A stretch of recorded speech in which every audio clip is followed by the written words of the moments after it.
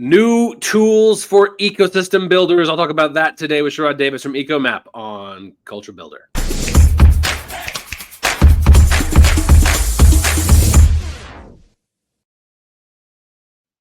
Hey, I'm Chris Wink. I'm the CEO and co-founder of Technically, the news organization for the community of technologists and entrepreneurs. What's going to be funny is I'm going to be trolled later because we don't call this Culture Builder anymore. And the last 3 times I've either done this podcast format or LinkedIn Live, I've called this a different thing. So for those who do watch Technically's chasing of the ecosystem building narrative, please know I don't know what this thing is called either. But we always have good and spirited conversations, which I'm excited to have with my friend Sherrod Davis, CEO of EcoMap. Sherrod, thanks for being here. Of course, Chris. Thanks for having me. Absolutely. All right. So we timed this because EcoMap, which we'll get to in a sec, has new actual tools that we want to show. There's bit of a little bit of part of an unveiling. But let's take a half step back before we do that. Because you and I have run in similar circles for a long time. This concept of ecosystem building was for a long time from a lot of friends that you and I know. A lot of people put work into giving that concept legs. But for most of the last 20 years, in some sense, that was kind of like a jargony phrase that some friends talked about, ecosystem building. But it's been on the march, especially post-pandemic, and is now familiarizing itself in trade certifications, in job titles. Give me a look by way of introduction of EcoMap, because you work, sell to, and engage so many people who call themselves ecosystem builder. What's happening? Why is and how is this concept going from jargony phrase to kind of more proper title and identity? Yeah, I think it's a really interesting question, Chris. I talk to folks in the field and have for a long time, the better part of the last 5 or 6 years. And what we talk about is sort of a quote unquote professionalization of this industry. And so when I first got involved, and others who are quote unquote the sort of OGs of the space have schooled me on it, right? It was a few people in a room that sort of were coming up with some of these things, coming up with some of these tenets.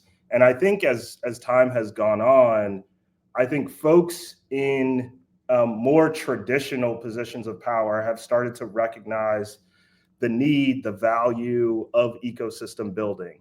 And so if you think about ecosystem building as a mechanism for economic development, I think what economic developers are starting to learn is that ecosystem building can be that lever that helps you to skip a couple levels. And that's because of the approach, that's because of the engagement with boots on the ground or entrepreneurs. And so it's really about ecosystem building, driving connectivity within an ecosystem in order to support entrepreneurs and small business owners so that they can start and grow their businesses more easily. And that's one of the key tenets, I think, of the economic development strategies we're seeing all across the country, as you know. And it's like, how are we going to do the work? Well, one of those strategies centers on ecosystem building, which I think is what we're seeing. Yeah, I love that. I'll do a quick self-plug, though, for some look-backs Technically have done in our reporting coverage. I wrote a piece a couple years back charting the ecosystem building metaphor. Starts as a business metaphor in the 90s. It gets kind of brought back up in the early 2000s, and then post-Great Recession gets a lot of like new love as we looked for like a new corner of an American economy. And now, as you say, properly professionalizing. Okay, that makes sense, Sherrod. I got tons of questions there, but I don't have enough time. So let's go a little bit. Remind folks again, what is EcoMap at core? Yeah. And then what are you guys more freshly unveiling and why? And how does it relate to the professionalizing of this role?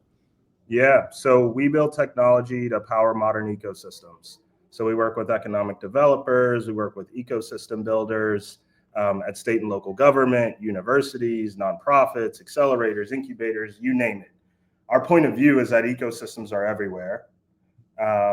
and that they can be powered, they can be supercharged with the right set of technology tools. And so we started quite specifically as an organization that mapped ecosystems. So what are the assets, the resources, the organizations? What are the actual elements of the ecosystem? And historically, when we first started this work, people were doing this by way of consultants. They were creating spreadsheets, PDFs. Part of the challenge there was that it was a snapshot in time. And so 3 weeks later, 6 months later, certainly a year later, you either needed someone to update those elements to reflect what had happened and what was happening in the ecosystem, or you were just using antiquated, out-of-date information. And so by introducing technology, we created this living, breathing, dynamic platform that was responsive of and reflective of the actual happenings, activities, and opportunities within the ecosystem. So we called these like digital front doors to the ecosystem. How can someone come in, quickly uncover information, therefore use that information? As we continued to work with our customers over time, we learned that there was a huge opportunity to help build what we're now referring to as like digital connective tissue. So within any ecosystem, there's multiple organizations that are typically coming together because they're united by a common cause or a common purpose, but yet there's no digital infrastructure that's really purpose-built so that those organizations can work together on support for an entrepreneur or to have access to a single source of truth of data. And so today we're introducing what we're calling ERM, which stands for Ecosystem Relationship Manager. That's really meant to facilitate collaboration, data sharing, and ultimately track and measure the impact of ecosystems at large and the impact of specific elements within that ecosystem as it relates to supporting entrepreneurs. Really interesting. And I get the reference to CRM, which was, again, not just 20 years or so ago, wasn't a thing. And now it's such a dominant category that so many professionals, can't quite imagine a world without it. So I imagine there's something similar here. Actually, do you think a lot in metaphor? Because like when I look at EcoMap, and you and I talk a ton about this because we technically, run in so many similar circles, there is like an emerging,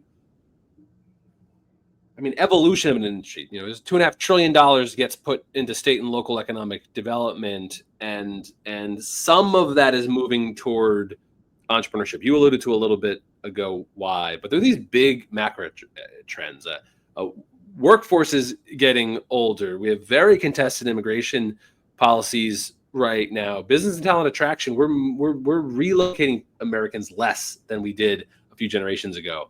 And so the idea of you have to grow up some of the workforce you want to have is giving new life to workforce development and entrepreneurial engagement. There's like very big, meaningful, real things happening that make this work not trivial. Are there other industries that you look at and say, oh, that happened over in that industry and it's now happening to the one that we're in, and we're like using that as a cheat code to know what needs this industry is going to have, and we're going to build them? For an example, CRMs, people are going to want to track impact. We're going to build that. Is that how you guys think, or is it too different from other industries? No, in some ways it is, Chris. In other ways, it's incredibly unique. Like, I think what's interesting about ecosystems is many of, probably most of the interactions are inter-organizational. So two organizations that are not technically affiliated. There's no technical governance over the fact that they are working together, and yet they are. And so I think what typical tools, historical tools, even things like CRM, which are designed to look inside of an organization, the way in which they fall short for ecosystems is all about collaborating and collaborating across organizations. I think the one parallel that I will quickly talk about is not necessarily industry focused, but it's sort of like personnel focused, and that's customer success, actually. So 20 years ago, certainly before SaaS started emerging, there was no one knew what customer success was, right? There was customer support. You call and you ask a question and hopefully you get an answer. But customer success was something a bit more meaningful. And so as that profession started to become more popular, it started to deliver more value, then you started to see some of the professionalization there as well, like tools purpose-built for customer success, like convenings specifically focused on customer success. That is where I think we see the parallel with ecosystem building, is in like the emergence of a profession rather than like this industry sort of looked like our industry today. I've written a bit about job titles because there's a sterility to them that it's easy to overlook. But like, we know where the chief people officer title comes from. It is origins with Google, and there's other examples where we see where something initially feels either jargony or kind of like jokey to then just becoming normal. And a generation later, folks don't even quite realize that we had to insert this language and ecosystem. Maybe I should look a little closer, but I don't know of many job titles that are so inherently metaphorical. And I think what you just spoke to and what I hope a lot of us are trying to like inculcate into economic development is what you described. The origin of the metaphor of ecosystem is we know now that environments are deeply unhealthy if you only have one kind of species or one size species. And people maybe know that, but you and I both know that lots of places struggle with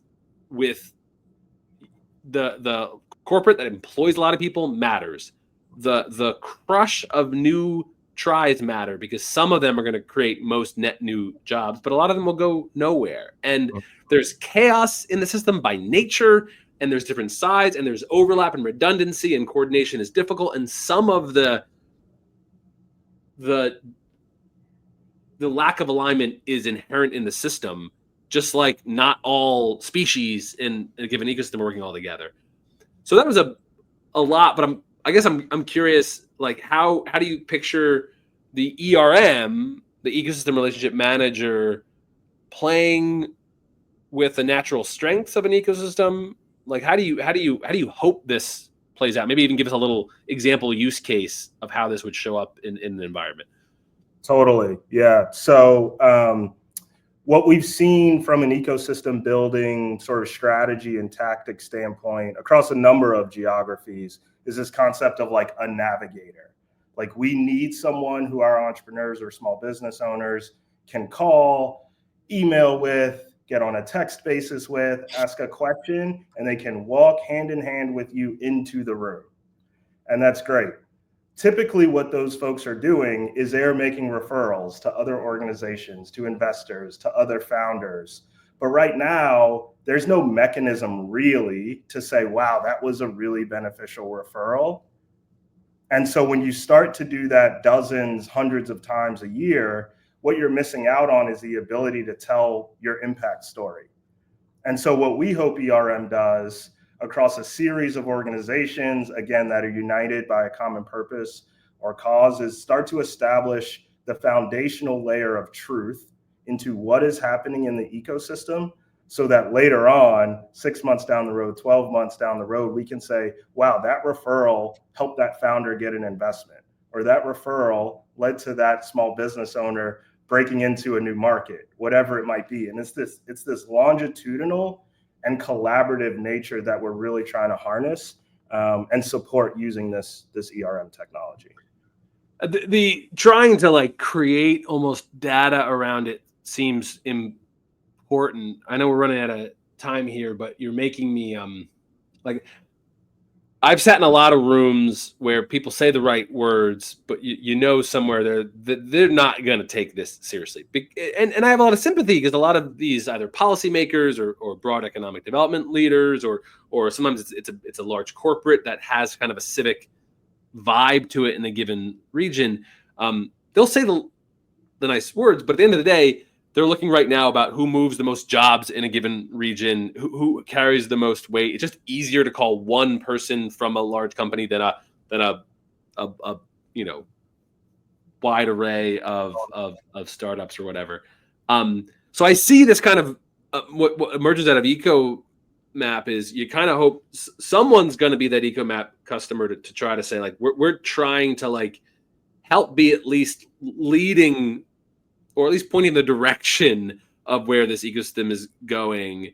And we're gonna get some tools and resources to stand this place up. But we know there's going to be a ton of ecosystem chaos underneath the hood. So in this case, the ERM, one large entity kind of like makes it happen, but then lots of smaller organizations would be contributing. You know, I'm this entrepreneur support org over here, and I'm an SBA person over here, and I'm an incubator person over here, and I'm a co-working manager over there, and I'm the university person over here, and I'm just a mentor, and I'm an angel network. That's kind of the dream that they would all be saying how I'm serving this entrepreneur in this given region. Yeah, that's exactly right, Chris. That's one model. That's one model where there's, you know, a large organization within an ecosystem collaborating with other smaller or more specific organizations. But then there are also flat models or networks that we're really excited about too, where actually, you know, the organizations might be of similar size and they're sending a lot of email back and forth, or they might be using a messaging tool, but it still isn't capturing that concept of a centralized source of truth, the ability to measure and monitor impact over time as it relates to your organizational activity and the activity of the collective network altogether. So when you go talk to that funder, you can say, here's how many entrepreneurs we supported. Here's where they started. Here's where they are today. And here is why we believe this network is powerful. And we're stronger together when trying to grow this ecosystem than trying to do it on our own. I'm long, but I just wanted to touch on this little pilot we have running, and I will get you out here. I just want to mention this. I think this is interesting. Our teams are collaborating technically in our Baltimore coverage. If you go to any Baltimore news stories, what is of course not going to pop up for me right now, because why would it do that? Because that would have been just too convenient for me for that to work. But we have an EcoMap chat bot that is trained on the resources that an EcoMap install has in Maryland, and some archived reporting from technically, because it's in kind of the body of resources for folks to then use a chat bot to get resources. Kind of just wondering why does that tool exist more generally, and what's interesting about us doing it together as a pilot of the tool. Totally. The tool exists because we're on a mission to make information accessible, information within ecosystems accessible, so it's easier for people to navigate those ecosystems. So we have a platform. That's what most people know us by. But with the emergence of AI, we thought another interface by which to engage with that information could be a chatbot, and that made a lot of sense for people to be able to ask a natural language question and receive an answer in response. A part of the reason I love working with you, Chris, is right? Like if we're focused on information accessibility and you all have an audience and a platform to help amplify that information, to me, it makes a ton of sense to leverage each other's strengths to accomplish both of our missions, which is ultimately to enable ecosystems to grow and thrive, with information accessibility being at the foundation, so that everyone has a fair shot, and ecosystem building and entrepreneurship can be the high tide that raises all boats. And I just had to do a quick reboot. I'll just note here on the screen for those who are watching, if you go to any technical stories of any Baltimore market, the chat bot pops up in the bottom right corner, and you can ask it questions about resources or trends and news, and it's a mix of pointing to EcoMap resources in the directory and existing news and directly information. And I think you're interestingly pointing out Sherrod, that there is this idea of we're going to have many different platforms to engage information. So there's like information stewards, and there's how you distribute that information, and that can happen a lot of different places. It might be a website, it could be a mobile app, it could be a chat bot, it could be a text exchange. There's so many different ways that can exist, and I see EcoMap as this helping ecosystems gather that information. Sherrod, never have enough time with you. I appreciate this. Thanks for the work that you do. You got it, Chris. Thanks for having me. I'll talk to you soon. See you next time. Bye. All right, bye.